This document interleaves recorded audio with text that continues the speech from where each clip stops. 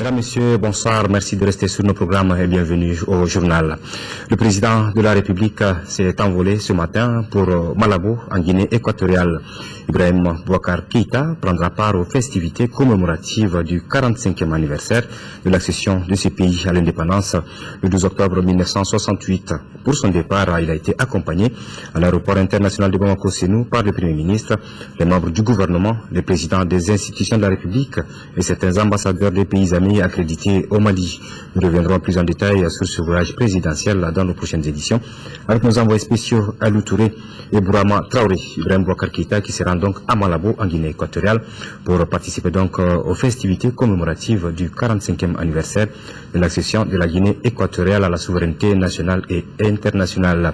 Anniversaire donc célébré le 12 octobre 1968. ONU Femmes qui renouvelle donc son accompagnement aux femmes candidates aux élections législatives. C'est une annonce de la représentante de l'organisation au Mali à l'issue d'une audience qu'elle a eue avec le Premier ministre. Les deux personnalités ont échangé aussi sur les programmes d'ONU Femmes au Mali et la coopération entre l'organisation et notre pays. Joséphine Odera à sa sortie d'audience au micro de Ibrahim Traoré. On a parlé de le relèvement économique des femmes, on a parlé de la participation effective des femmes et la représentativité des femmes dans les instances de prise de décision. On a parlé aussi de protection des femmes et des filles. On a parlé aussi des acquis du pays en ce qui concerne l'aspect genre. Par exemple, le Mali fait partie des pays qui ont effectué un budget sensible au genre, ce qui vraiment est félicité parce qu'il n'y a pas beaucoup de pays qui ont réussi cela. Le Mali peut compter sur l'accompagnement de nos femmes dans tous les aspects de développement parce que les femmes sont une partie importante pour le développement du pays. Alors, ONU Femmes, par exemple, pour les élections législatives, va accompagner les femmes candidates dans l'aspect de coaching au niveau personnel. On va les aider à construire leur message et on va aussi les encourager pour aller continuer à participer, à prendre leur place dans la vie politique au Mali. Le Mali peut attendre de nos femmes cela. Le Mali aussi peut compter sur nos femmes pour l'appui à la femme dans les aspects d'autonomisation économique. Nos femmes est en cours actuellement de discuter avec les autres acteurs la question de l'installation des centres holistiques pour la réponse aux victimes de violences basées sur le genre.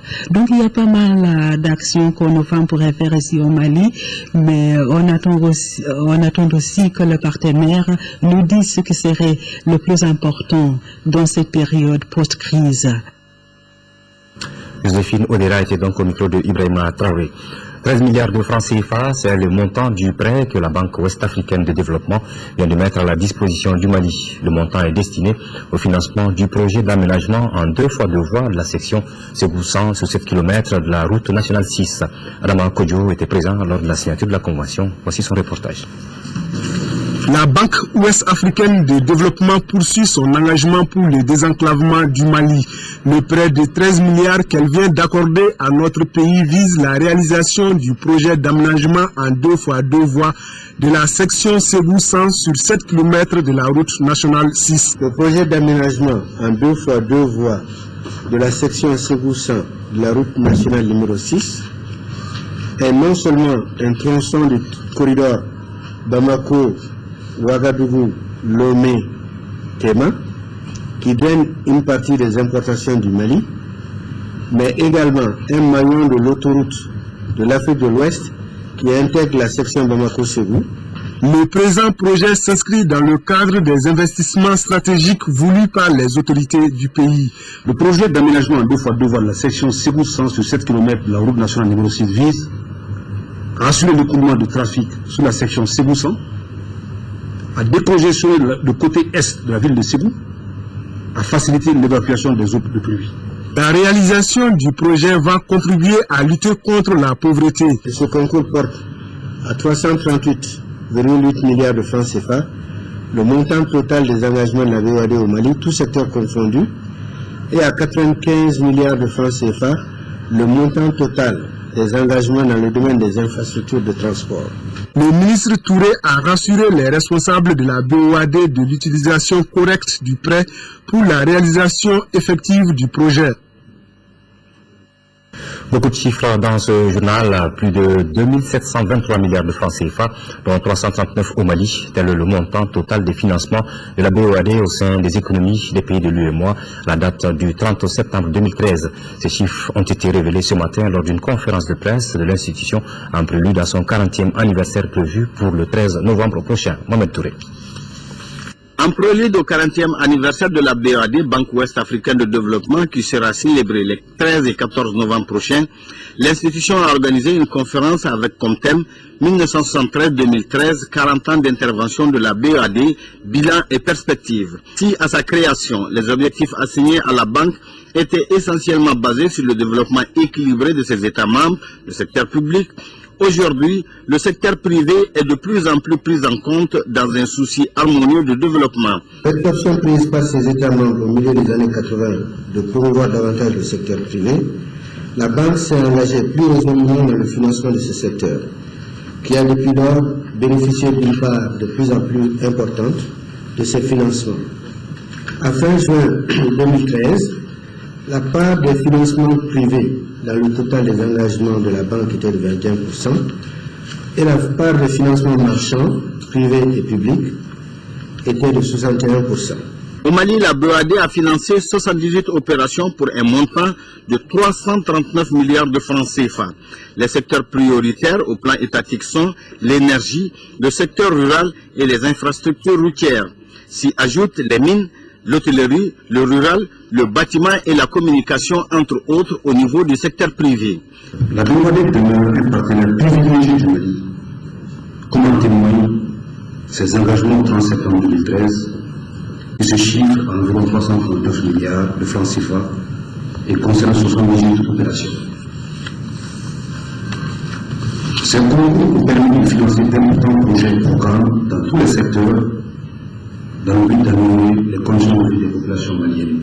Une banque régionale de développement forte et de référence mondiale dans le marché commun régional, voilà l'ambition de la BOAD à travers un plan stratégique axé surtout sur le financement d'infrastructures de base, de l'agriculture, des financements innovants et une dynamisation de la mobilisation des ressources.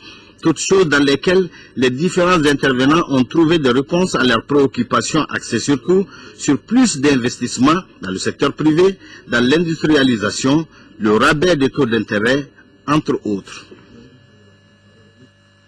Plus de 186 milliards de francs CFA, c'est le montant que la France va investir au Mali pour son développement.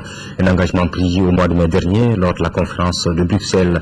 L'enveloppe qui servira à couvrir plusieurs secteurs sera gérée dans la plus grande transparence avec les autorités maliennes. À cet effet, un site est créé dénommé site de transparence qui servira à détenir toutes les informations. Le dit site est www.transparence.ambassade-ml.org. La nouvelle a été donnée lors d'un point de presse. Al-Jumatina. La France s'apprête à mettre en œuvre l'engagement qu'elle a pris lors de la conférence de Bruxelles le 15 mai dernier pour aider le Mali.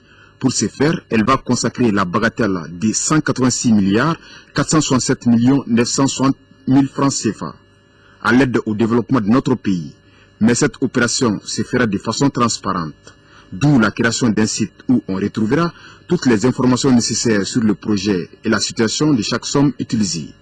L'annonce a été faite au cours d'un point de presse. C'est une initiative du ministre Canfin qui vise un objectif très simple. C'est l'aide internationale, l'aide de la France. Elle doit être transparente vis-à-vis du citoyen français et puis vis-à-vis du citoyen malien. Et donc, en accord complet avec le gouvernement malien, je dirais avec le support et le soutien du gouvernement malien, nous avons mis en place cette expérience. Le Mali est en quelque sorte la vitrine de cette nouvelle politique de transparence. À travers ce projet, le Mali devient ainsi la vitrine de cette expérience, car ça va être la première fois qu'un système d'interpellation soit organisé sur Internet ou par SMS, ce qui permettra de faciliter le dialogue entre les citoyens et les citoyennes et les responsables français des politiques de développement. Le coût de l'opération est assuré par l'Agence française de développement et le service de coopération et d'action culturelle. Le montant permettra de couvrir les différents secteurs dans toutes les régions du Mali. C'est là en étroite collaboration avec notre gouvernement. Ça touche à tout un tas de secteurs, que ce soit l'agriculture, l'eau, l'assainissement, le développement du capital humain avec la santé, l'éducation, mais aussi les programmes d'urgence que la partie malienne a souhaité qu'on mette en œuvre. Les journalistes ont voulu avoir des éclaircissements sur l'aide budgétaire et sur les résultats attendus, entre autres. Et les conférenciers qui ont apporté des réponses fiables pensent que cette opération est une énorme chance que le Mali doit saisir. S'agissant du site qui sera opérationnel à la fin du mois, il suffit de cliquer sur transparence.ambafrance.ml.org. Voilà à présent le contenu de ce communiqué de la commission de suivi du mécanisme de taxation des produits pétroliers. Sur la base des prix fournisseurs du mois d'octobre 2013, les prix indicatifs plafond à la pompe des produits pétroliers sont fixés comme suit et applicables à compter du samedi 12 octobre 2013. Il s'agit du supercarburant sans plomb à 750 francs CFA, pétrole lampant 565 francs CFA, gasoil 660 francs CFA, distillate diesel oil DDO 660 francs CFA, fuel oil 180 475 francs CFA et jet à 1 libre. Il faut noter que le prix subventionné au kilogramme du gaz butane est de 584 francs CFA. Par conséquent, le prix de vente de la bouteille de 2,75 kg est de 1605 francs CFA et celui de la bouteille de 6 kg est de 3500 francs CFA. Quant au prix non subventionné du kilogramme de gaz butane, il est de 956 francs CFA. Voilà. Faut-il traîner un chef d'État en exercice devant un tribunal international? La question est au cœur de la 15e session extraordinaire du Conseil exécutif de l'Union africaine qui a débuté ce vendredi à Addis Abeba en Éthiopie. Une session spéciale qui va se pencher sur la relation Afrique-Cour pénale internationale après les poursuites lancées contre le président et le vice-président kenyan après les élections de 2007.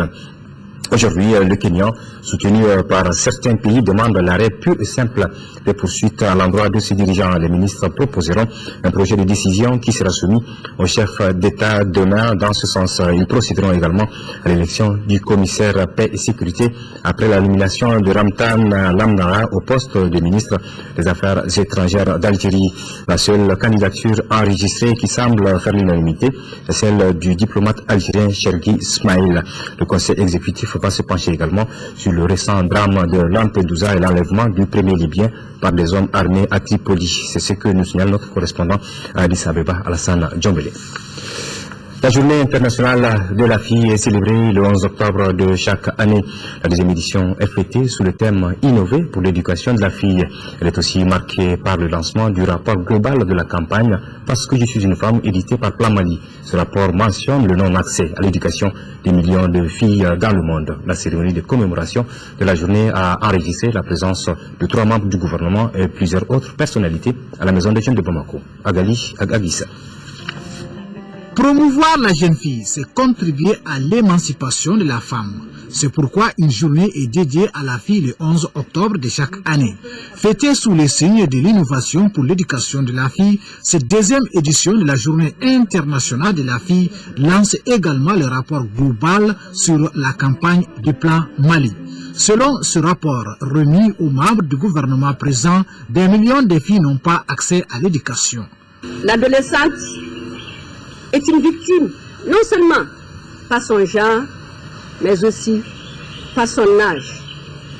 D'où le thème du rapport mondial de cette année, les adolescentes en crise d'urgence, une double peine.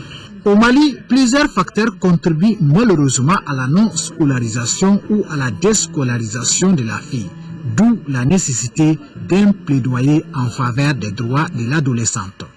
Il me plaît de lancer un appel aux partenaires ainsi qu'à toutes les bonnes volontés, afin de se mobiliser pour que l'éducation des filles soit une priorité pour les dirigeants, qu'on puisse mettre fin au mariage précoce des enfants et à la violence sexiste au sein et aux alentours des écoles, et enfin pour qu'on puisse permettre aux filles et garçons de participer pleinement au processus décisionnel de leur vie. Des témoignages en faveur de l'éducation de la jeune fille ainsi que des prestations d'artistes ont marqué cette journée. La cérémonie a pris fin par la visite des stands où sont exposés des produits fabriqués par des jeunes filles encadrées par des structures partenaires du Plan Mali. Le conflit que notre pays a connu, a laissé beaucoup de traces. Comment reconstruire la mosaïque, perspective pour les relations sociales au nord du Mali. C'est le sujet de la publication des rapports d'enquête. Son lancement a eu lieu ce matin avec le concours d'Oxfam. Alpha Maïga. La crise au nord du Mali a profondément bouleversé la vie socio-économique des populations de la zone. Les relations sociales entre les communautés ont été fortement affectées. Aujourd'hui, avec le retour de la paix, une interrogation. Comment reconstruire la mosaïque ethnique?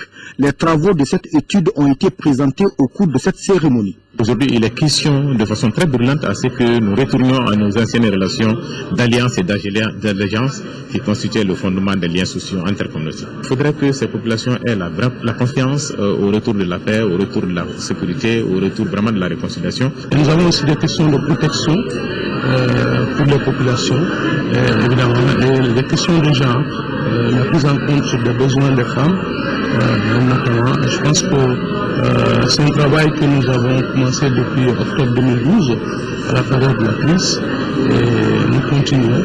Nous avons mis en place un programme stratégique de 2 ans. Il ressort de l'enquête présentée grâce au concours d'Oxfam et de Wildaf que la réconciliation et la cohésion sont en bonne voie. Les différents avis ont été recueillis auprès de 2000 personnes affectées par la crise. Il y a un besoin de réconciliation et surtout il y a beaucoup d'espoir. La fracture n'est pas irrémédiable, les blessures peuvent être soignées et il y a une volonté affichée de la part des communautés interrogées de renouer les liens. Il s'agit pour Oxfam, à travers cette étude, de mettre en exergue les solutions envisagées par les populations, cela dans l'objectif de nourrir une réflexion et surtout guider les actions des différents acteurs dans les initiatives de la réconciliation. À travers ce rapport, nous comptons faire un plaidoyer vibrant sur les solutions endogènes à la réconciliation. C'est un élément de plaidoyer que nous allons utiliser évidemment au-delà du Mali. L'ensemble des préoccupations ont été ensuite portées à la connaissance des hommes de médias. C'était au cours de ce point de presse organisé à cet effet. La mairie de la commune 4 du district de Bamako a son nouveau maire. Il a été élu ce matin à l'unanimité au gouvernorat du district de Bamako par le conseil municipal extraordinaire. La session électorale s'est déroulée sous la supervision du directeur de cabinet du gouverneur du district de Bamako. Reportage de Garibou Peru.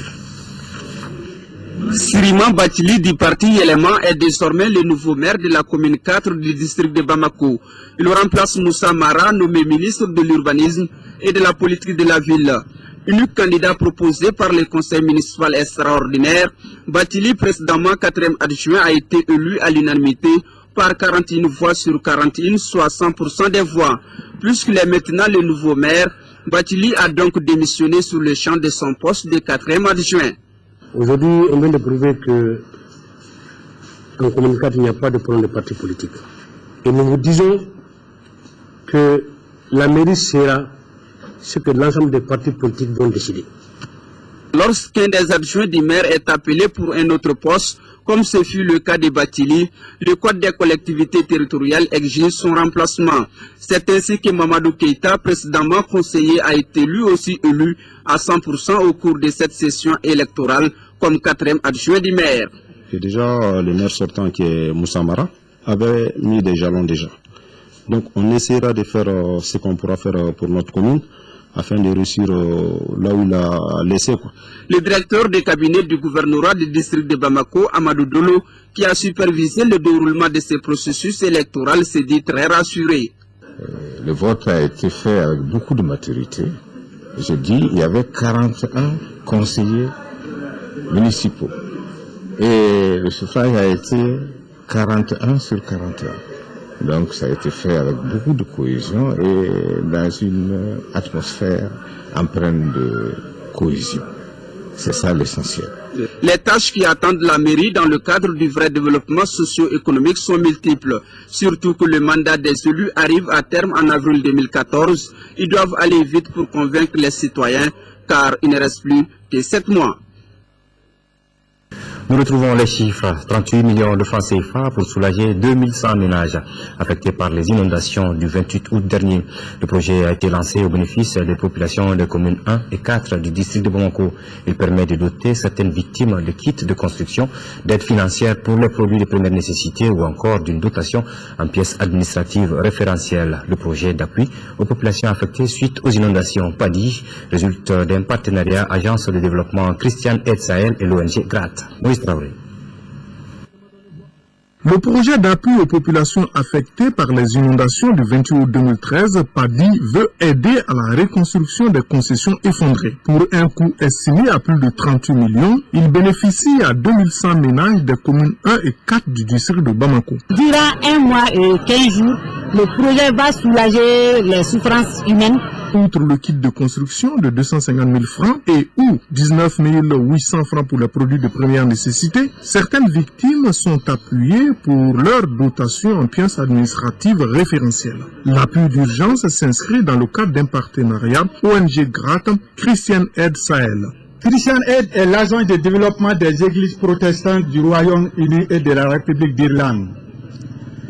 Elle intervient dans une cinquantaine de pays à travers le monde.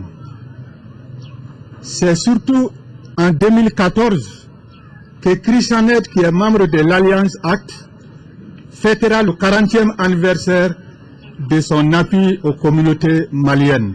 Les actions humanitaires de l'agence sont estimées à plus de 900 millions au Mali. Au nom des bénéficiaires, Gaussou Diarra s'est réjoui du logement des sinistrés en location. Pour les autres, il souhaite qu'il leur soit rapidement indiqué là où la reconstruction est possible non loin du cours d'eau. Tout comme le représentant des chefs de quartier, l'autorité municipale a salué le partenariat de solidarité. Action de solidarité toujours cette fois-ci avec le shérif de Nioro du Sahel, Mohamed Ould Chakna Bouye Haïdara, vient en effet de voler au secours des populations victimes des inondations du 28 août dernier. Ce sont donc 20 millions de francs CFA que le shérif vient de donner à ces sinistrés.